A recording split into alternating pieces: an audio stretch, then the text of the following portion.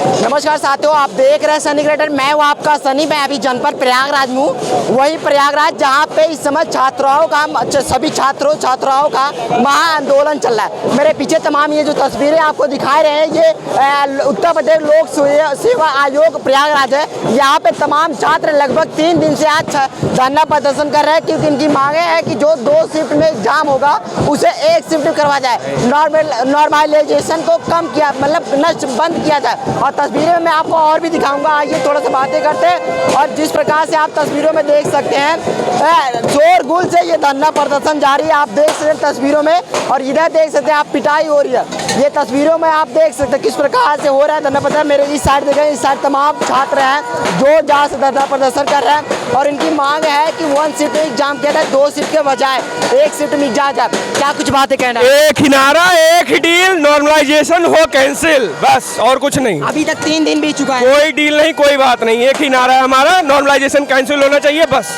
आयोग की तरफ से कुछ आया? वो डील करने की बात कर रहे हैं, वो कह रहे हैं बात कीजिए, अपना ग्रुप भेजिए। हमें कोई ग्रुप नहीं भेजना, हमें कोई बात नहीं करना, हमें नॉर्मलाइजेशन कैंसिल चाहिए, पुरानी व्यवस्था फिर से चाहिए, नई नॉर्मलाइजेशन की व्यवस्था स्वीकार नहीं है। आयोग कहती है कि 2 शिफ्ट का एग्जाम छात्रों के लिए हित में है। नहीं, वो उनकी अपनी फेल्योर है, वो अपनी फेल्योर को ठीक करें अपने तरीके से। हम लोग अपना करियर अपना संकट में नहीं डालेंगे, हमें पुरानी व्यवस्था से ही एग्जाम चाहिए। अच्छा, 2 शिफ्ट के अगर एग्जाम होगा 2 शिफ्टों में, तो क्या कारण होगा जो आप लोग विरोध कर रहे हो? उसमें देखिए, आप कैसे तय करेंगे कौन सा प्रश्न सही है, कौन सा प्रश्न टाइट है या टफ है या इजी है। मैथ के क्वेश्चन में आप डिसाइड कर सकते हैं कि ये क्वेश्चन कठिन है, ये क्वेश्चन सरल है। लेकिन अगर एक हिस्ट्री का क्वेश्चन पूछा जाए, एक ये लड़ाई और एक ये लड़ाई, 2 लड़ाइयाँ कोई ऐसी हो सकती है जो बहुत फेमस हो, सबको याद होगी, लेकिन एक दूसरी लड़ाई हो सकती है जो बहुत रेयर हो, सबको याद नहीं होगी। आप कैसे डिसाइड करेंगे कौन सा इजी कौन सा टफ है? दूसरी बात, नॉर्मलाइजेशन की प्रक्रिया में उपस्थिति के आधार पे, मेरिट कम गई ज़्यादा गई आधार पे, कैलकुलेशन इनका फॉर्मूला ही ठीक नहीं है, तो हम क्यों अपना रिस्क में ले? एक नंबर से इतनी टफ कंपटीशन, एक नंबर पे बच्चे अंदर बाहर होते हैं, तो क्यों, तो पढ़ने वाले बच्चे क्यों रिस्क लेंगे अपने कैरियर के साथ? आप अपनी फेलोर, अपनी नकल हुई है, आपकी व्यवस्था में कमी, आप उसको ठीक कीजिए। हमारी व्यवस्था से आप हमारे लाइफ से क्यों खिलवाड़ करेंगे? क्या लगता है जिस प्रकार से आंदोलन चल रहा है, आयोग झुकेगी या अपनी बातों पर? झुकना ही पड़ेगा, क्योंकि हमारा लोगों का एक ही कॉन्सेप्ट है, हम नॉर्मलाइजेशन नहीं चाहते, कोई डील नहीं, कोई बात नहीं। आप नोटिस दीजिए कि नॉर्मलाइजेशन की प्रक्रिया का हम पीछे हट रहे हैं, हमें नोटिस दीजिए, हम लोग वापस जाएंगे। कल डीएम आए थे, रात्रि में बात किया आप लोगों से, क्या कुछ उन्होंने कहा? उनका भी यही कहना था कि हमने नॉर्मलाइजेशन की तरफ हम क्यों गए 2 दिन के, हम ये सब चीज़ें, हम लोग पढ़े लिखे जागरूक हैं, न्यूज़पेपर के माध्यम से जानते हैं आप क्या कह रहे हैं, क्या आपका पॉइंट क्या है, हमारा पॉइंट क्या है, एक दूसरे को पता है। लेकिन हम यहाँ उपस्थित हुए हैं तो हमारा कोई रीज़न है, कुछ पुरानी बातें सुनने के लिए थोड़ी आए हैं हम लोग, कुछ नया हमें डिमांड है, और वो है नॉर्मलाइजेशन एक्सेप्ट नहीं है, आप नॉर्मलाइजेशन खत्म कीजिए, दैट्स इट। क्या कुछ कहना है इस प्रकार? नॉर्मलाइजेशन का प्रोसेस सही होता तो आयोग के द्वारा लिए गए सही निर्णयों को छात्रों ने हमेशा माना। इन्होंने ऑप्शनल हटाया, समाज कार्य रक्षा अध्ययन चलते थे, उसके बाद में यूपीएससी वाला पैटर्न लाए, छात्रों ने उसको स्वीकार किया। उसके बाद में उसको हटा करके यूपी स्पेशल के 2 नए पेपर लाए, छात्रों ने उसको स्वीकार किया। इन्होंने स्केलिंग हटाई, छात्रों ने उसको स्वीकार किया। लेकिन अब आप नॉर्मलाइजेशन ला करके, अगर हमारे हाथ में चोट लगी आप उसको काट करके अलग कर देना चाहते, वो हमें मंजूर नहीं है। अगर आपकी मांग सही होती हम इसको भी स्वीकार करते, लेकिन आपकी मांग जायज़ नहीं है। आप कैसे ये बताएंगे कि अनुच्छेद 1 कठिन है, अनुच्छेद 2 सरल है? भारतीय संविधान का अनुच्छेद 1 कठिन हो जाएगा, अनुच्छेद 2 सरल हो जाएगा। नॉर्मलाइजेशन में आप यही तो बता रहे हैं कि अनुच्छेद 1 एक कैंडिडेट के लिए सरल है और दूसरे कैंडिडेट के लिए अनुच्छेद 2 आसान हो गया। तो कौन सा प्रोसेस है आपका? और स्केलिंग में सबसे बड़ी चीज़ जो नॉर्मलाइजेशन लेकर के आए हैं, उसमें सबसे बड़ी चीज़ डिपेंड करेगी जो कैंडिडेट के नंबर होंगे, कि जो उस शिफ्ट में लड़का बैठ रहा है वो कितना संख्या है उसकी, वो नंबर डिसाइड करेगा। अब कितना लड़का पेपर देने जाएगा ये हमारे अंक तय करेगा। इसमें हमारी क्या गलती? उस शिफ्ट में लड़का ज़्यादा जा रहा है कम जा रहा है, ये हमारे हाथ में तो नहीं है। जो हमारे हाथ में वो मेहनत, आप कटाव बताइए, हम लेकर के आएंगे, सिलेक्ट होंगे, हम नहीं लेकर के आएंगे फेल हो जाएंगे, बात खत्म वहीं हो जाएगी। 3 दिन का समय बीता है, अभी तक आयोग की तरफ से कुछ रिस्पॉन्स नहीं दिया गया। मैं 34 घंटे से प्रॉपर यहीं पे खड़ा हूँ, रात को यहीं पड़ा रहता हूँ, सुबह जाता हूँ, थोड़ी बहुत देर घंटा आधा घंटा खाना खा करके आ जाता हूँ। क्या है, मैं पागल हूँ? तैयारी करने आया था, तैयारी कर रहा हूँ, 5 साल हो गए मुझे तैयारी करते। आयोग ने अपना 4-5 जो पैटर्न बदला, उसका खामियाजा मैंने भुगता। आर्थिक, शारीरिक और मानसिक और सामयिक हर तरीके से मैं भुगत रहा हूँ। अब लेकिन आयोग के ये प्रोसेस पे हमें भरोसा नहीं है, आयोग सुनने को नहीं तैयार है। अब हमारी दरखास्त शासन की तरफ है कि मुख्यमंत्री महोदय इसमें आकर के कुछ एक टिप्पणी करें, क्योंकि आयोग ने पिछली बार भी समीक्षा अधिकारी का पैटर्न जो सुचितापूर्ण तरीके से नहीं हुआ था, तब भी इन्होंने आज तक उसका कोई कैंसिल होने का नोटिस नहीं निकाला था।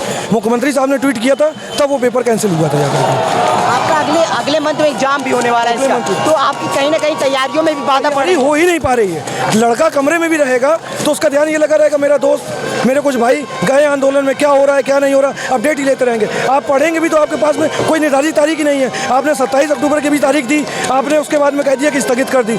एक तारीख स्थगित करने के बाद में कम से कम 3 महीने के लड़कों को सामूहिक रूप से समय दिया जाता है तैयार होने के लिए, लेकिन आपके पास में कोई डिसाइडेड शेड्यूल नहीं है। आपने कहा 8 तारीख को पेपर होगा, RO निर्धारित समय से होगा, 3 शिफ्ट में होगा। RO में इन्होंने कहा हिंदी का पेपर GS के साथ होगा। हमने उसमें कभी ऑब्जेक्शन नहीं किया, ना आज तक कर रहे हैं। ठीक है, वो हमारे हित में था, हमने फैसला स्वीकार किया। जो हमारे हित में है वो फैसला स्वीकार है, हमारे हित में नहीं है, हम आयोग को यहीं पड़े रहेंगे, कोई कहीं नहीं जाएगा जब तक आयोग हमारी बात नहीं मान लेगा। क्या कुछ कहना है भाई साहब, क्या कुछ कहना है आप? बिल्कुल कहना ये है कि 3 दिन हो चुके हैं, अभी तक की कोई सुनवाई नहीं हुई।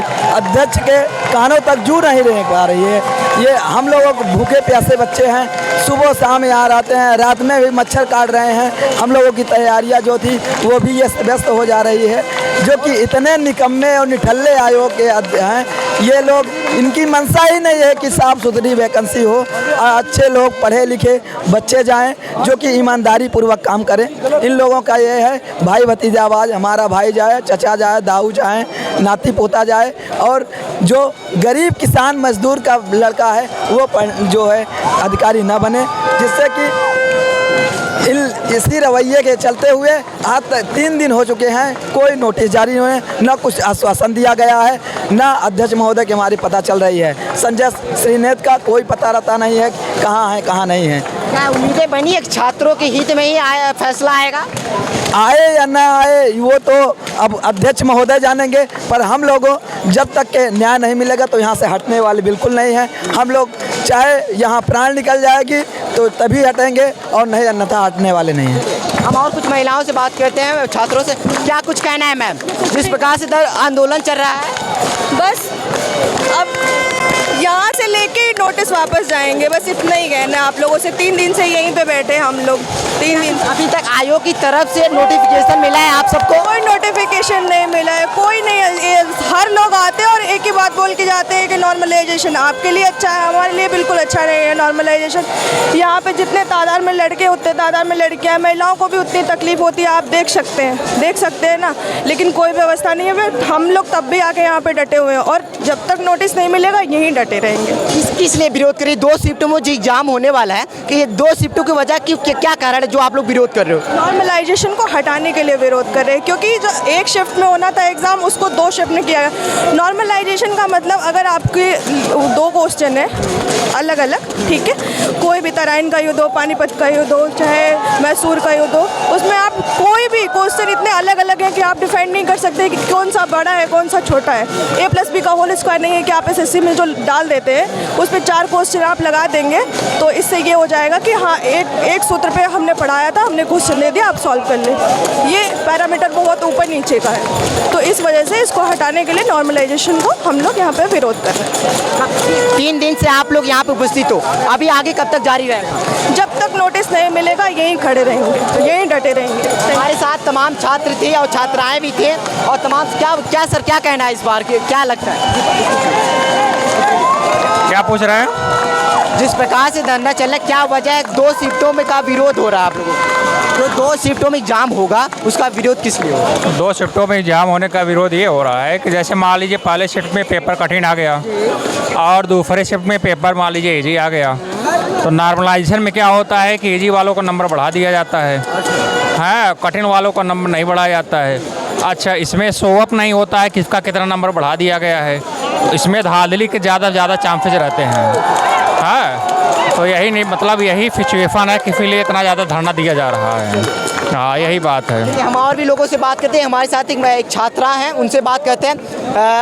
थोड़ा सा इधर आ जाइए मैम, क्योंकि लाइट आ रही है थोड़ा सा। क्या कुछ कहना है जिस प्रकार से आप लोगों का धरना जारी है लगातार, आज 3 दिन हो चुके हैं, और क्या कुछ अभी आयोग की तरफ से नोटिफिकेशन आप सबके हित में आया या नहीं है, क्या कुछ कहना है? अभी कुछ नहीं आया है और हमारा यही कहना है कि एक दिन में एग्ज़ाम कराओ एक शिफ्ट में, और हमारे पास बिल्कुल टाइम नहीं है कि हम ये सब करें, हमें अपने घर जाना है, पढ़ाई करनी है, और आप एक दिन में नोटिस निकाल दो, आज ही नोटिस निकाल दें, आज सारा धरना खाली हो जाएगा, सब चले जाएंगे यहाँ से। उम्मीदें लगती है कि आयोग आपके पक्ष में नोटिस निकाले? बिल्कुल, इतने सारे लोग इसी उम्मीद में यहाँ खड़े, उम्मीद नहीं होती, हाँ 3 दिन और बीत जाएगा तब भी खड़े रहेंगे। कौन इस महा आंदोलन को कौन लीड कर रहा है आपके अनुसार? सारे इसमें लीडर हैं, सबके हित, अपने अपने हित के लिए आए हैं, सब इक्वली अपना अपना जितना कंट्रीब्यूशन है सब कंट्रीब्यूट कर रहे हैं। प्रयागराज की हो?